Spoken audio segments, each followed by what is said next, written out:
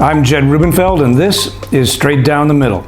Well, the Trump administration is asking the Supreme Court to put a halt to what it calls an epidemic of nationwide injunctions, which, according to the administration, are being used by unelected activist, anti-Trump judges to put a halt to the Trump agenda and to try to govern the whole country instead of its being governed by the elected president.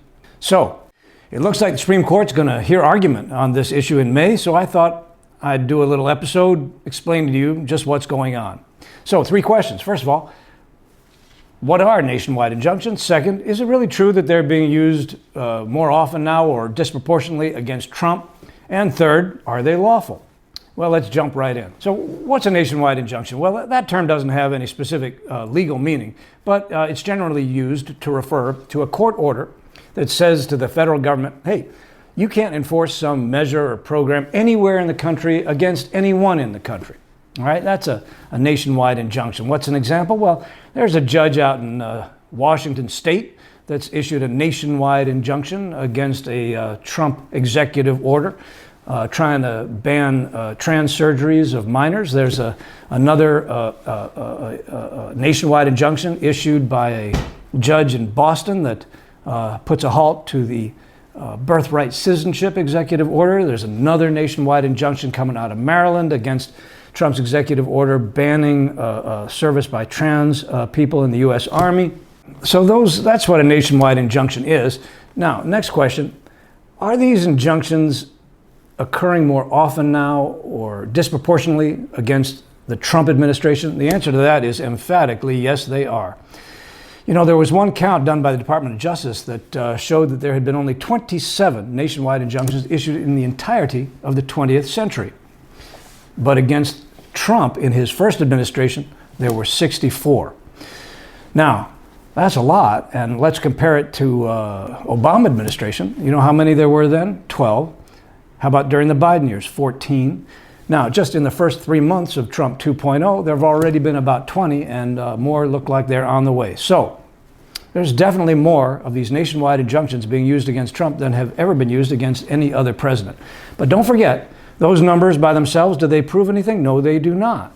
Because while it could be the case that activist judges are striking down the Trump agenda more than they would another president's orders, it could also be the case that Trump is doing more unconstitutional things than other presidents.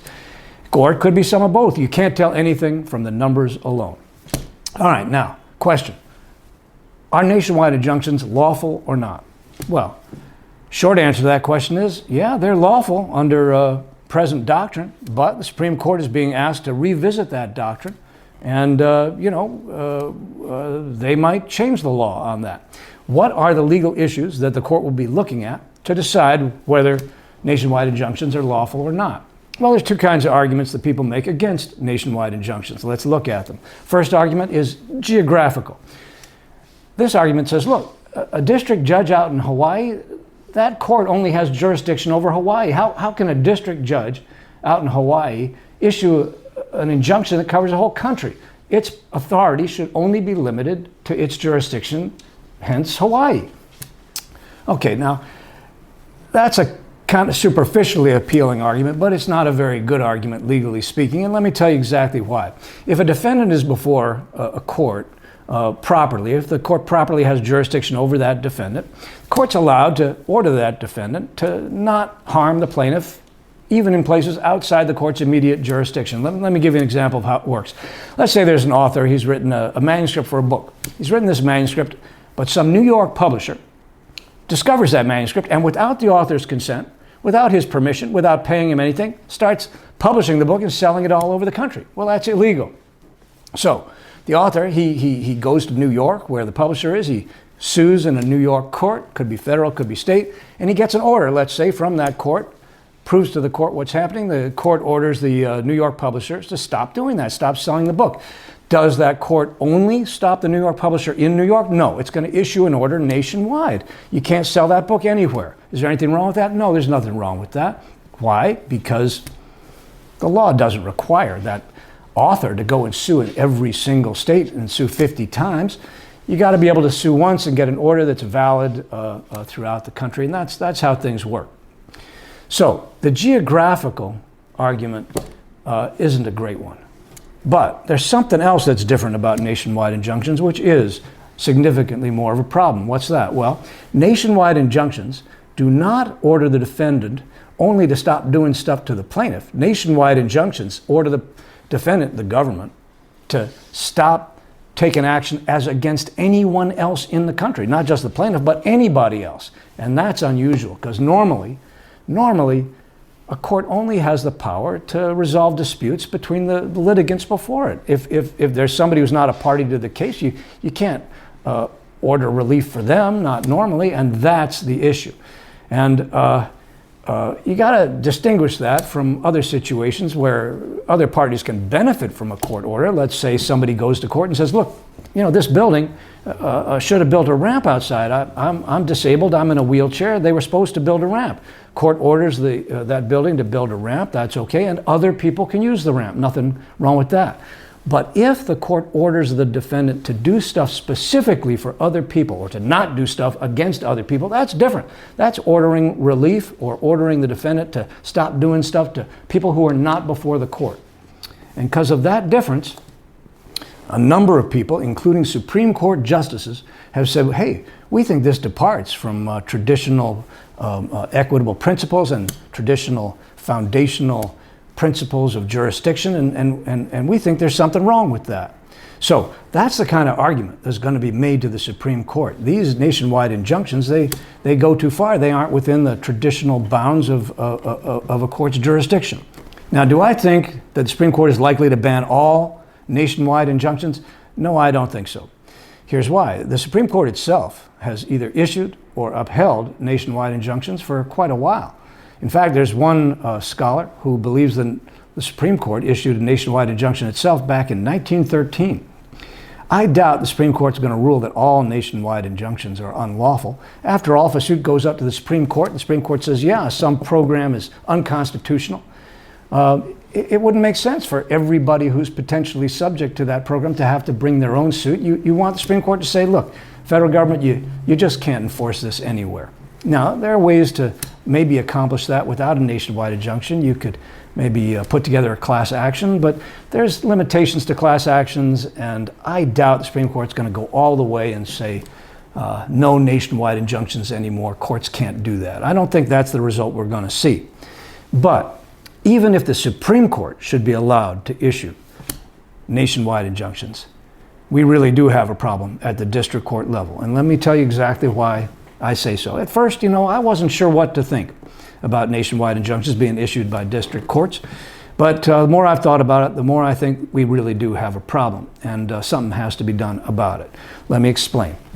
Okay, well, there are three problems with nationwide injunctions. First of all, they encourage judge shopping or forum shopping.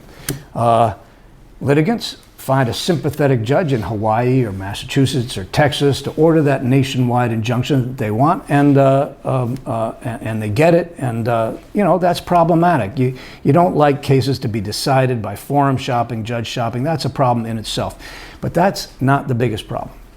Second thing you got to understand is you got to combine that forum shopping problem with a very different kind of problem, which is an asymmetry between winning and losing in the district court. Those are complicated words. Let me explain.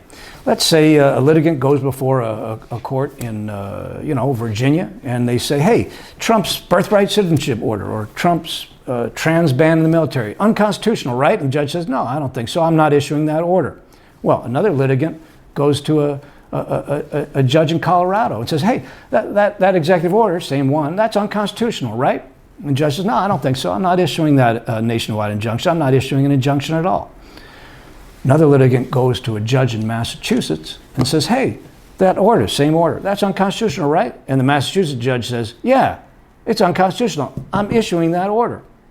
Well, those first judges, they ruled too. They ruled it wasn't unconstitutional, but the third judge rules it is and issues the nationwide injunction. In theory, the first 10 judges who hear it could say, no, there's nothing unconstitutional about this, but then the 11th judge in Massachusetts says, yeah, unconstitutional, and that judge's order would govern the whole country until, there was time for it to go up on appeal. That's a problem. you can't have a situation where 10 judges can rule or a bunch of judges can rule one way, but the one judge who issues the injunction, that judge's order, for some reason, that one governs and rules the whole country. It doesn't make sense. Now, you got to combine those two problems with yet a third problem. On top of everything else, nationwide injunctions, according to folks who have studied this, are staggeringly partisan in terms of the judges that are issuing them. And the shoe is on both feet here. And let me explain exactly what I mean.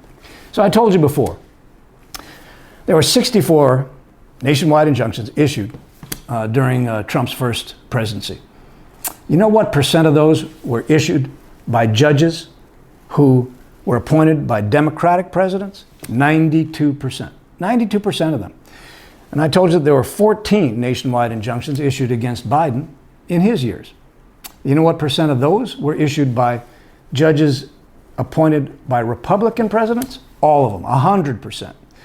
In other words, what we're seeing here is staggeringly partisan issuances of nationwide injunctions. That's a real problem.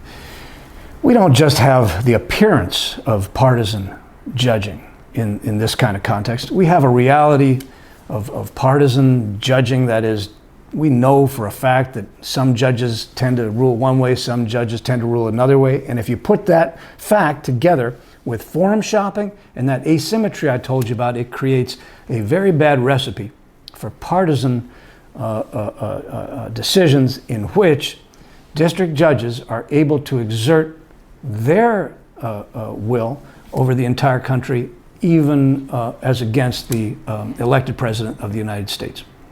So, in my opinion, you put all those three problems together and you've got to do something about that. So, we'll be looking carefully at the arguments that proceed before the Supreme Court on nationwide injunctions, and when something more happens, I'll post another episode. That's all for now. Goodbye. Okay, that's all for now, folks. If you enjoyed this content, please subscribe to my YouTube channel, leave comments on YouTube or on X, and stay tuned and check out all the other episodes and future content. Thanks and goodbye.